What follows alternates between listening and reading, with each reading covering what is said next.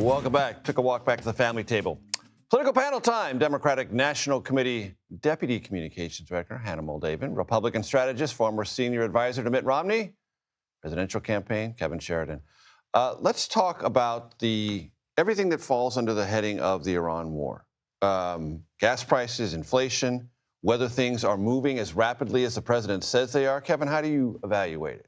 Well, look, he took a victory lap today, and obviously this is going to have to play out over months and years probably till we know actually what's going to happen here. And some of the things he said have been agreed to have to actually happen. But the markets loved it.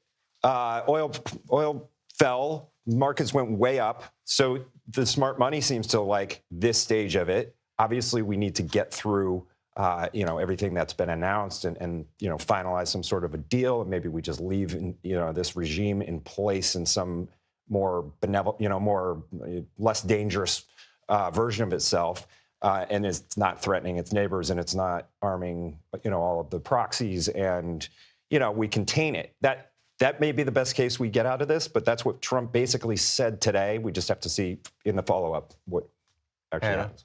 We didn't have to go to war. Let's back up a little bit. This was completely a war of choice by Donald Trump, which caused chaos in the region, which didn't exist before, and also caused chaos at home where gas prices shot through the roof. Donald Trump said this week that the gas prices were fake inflation at the pump.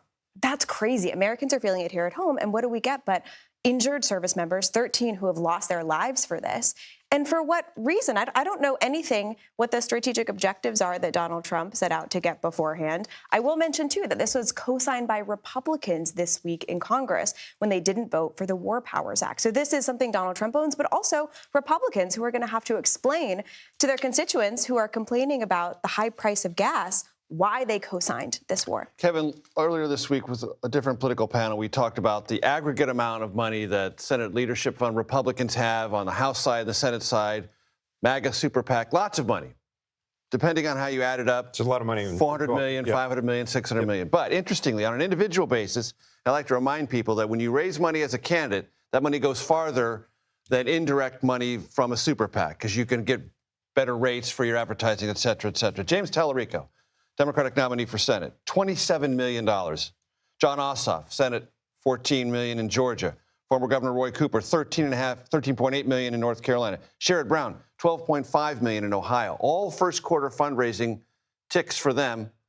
Pretty high numbers. What does that tell you? Well, it tells us it makes I know you're a partisan. Makes you nervous as a Republican to see all these Senate seats, with this much money. Obviously, it's going to divert resources from other more traditional battleground states to the, if you have to play in Texas, you're talking hundreds of millions of dollars. And so that the Republicans would rather spend elsewhere. Right. I think there's a lot of oppo that will be dumped on Tallarico, though, and I don't think he survives, first taste. Who do you think wins that Republican primary? Ken Paxton or John Cornyn? I think probably Cornyn, but I think it's a coin flip. I don't know. Hannah? This is music to my ears. Let's keep talking about the problems that Republicans are having, especially with what's going on in Texas.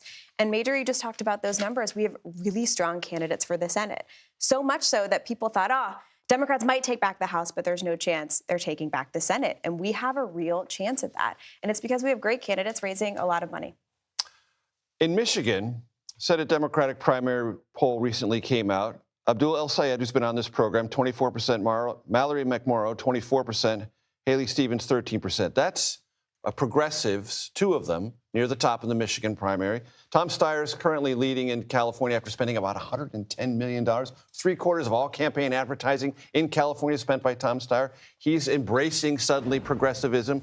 And is that a potential issue for Democrats? Progressives outperforming and perhaps exerting undue influence over 2028? I don't see any problem for Democrats right now. We are winning by 90% and overperforming since Donald Trump was elected.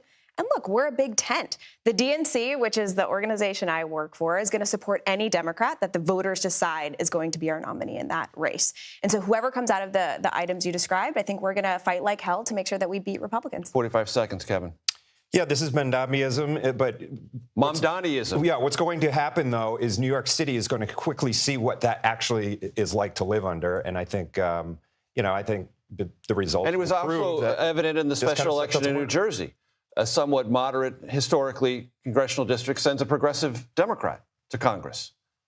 Same philosophy or the same dynamic? It's obviously ascendant in the Democratic Party to be as far left as you can get in that party, and that until that changes, that's going to be the case. Do you think that becomes part of the conversation in the 2028 nominating process? Well, that's for them to decide. But I think a very left-wing candidate is probably likely at this point. Kevin Sheridan, Hannah Muldavin, thank you very much. Have a great weekend. Thanks for heading out here.